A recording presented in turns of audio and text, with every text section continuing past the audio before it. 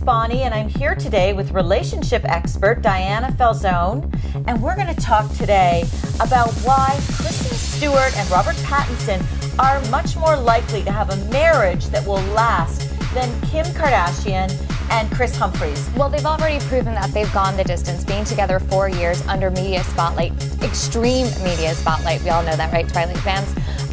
If you look at Kris Humphries and Kim Kardashian, their courtship was very quick. I think it was about 9 months. 9 months, exactly. And there they had it, being engaged, married, all for, well, some people would say a reality show. But with that relationship, they also didn't have similarities. They didn't know each other, and they didn't spend a lot of time together. And the time that they did spend seemed to be on camera.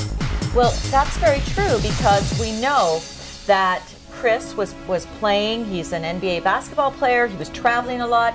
Kim has tremendous work commitments. We know that they weren't able to get like those kind of solid days and weeks that you really need to get to know each other. And I think it all became about planning a wedding instead of planning a marriage. And how many women do that when they become a bride-to-be? They get caught up in the wedding and not actually about the commitment of marriage and what it takes to sustain one. Another thing too about those kind of long-distance relationships, flying to see someone, you do kind of have like a honeymoon effect. You fall in love with the idea of someone rather than really getting to know them. Kristen and Rob, on the other hand, they have had a lot of different periods where they've spent an intense amount of time together. And I think their expectations for the relationship are very clear for each other. They both know they want marriage. They both know they want children. And it means the same thing to both of them. Whereas with Kim Kardashian and Kris Humphries, I think they had different views of what that was. For Kris, it was Minnesota laid-back living. For Kim, it was still this lavish Hollywood lifestyle.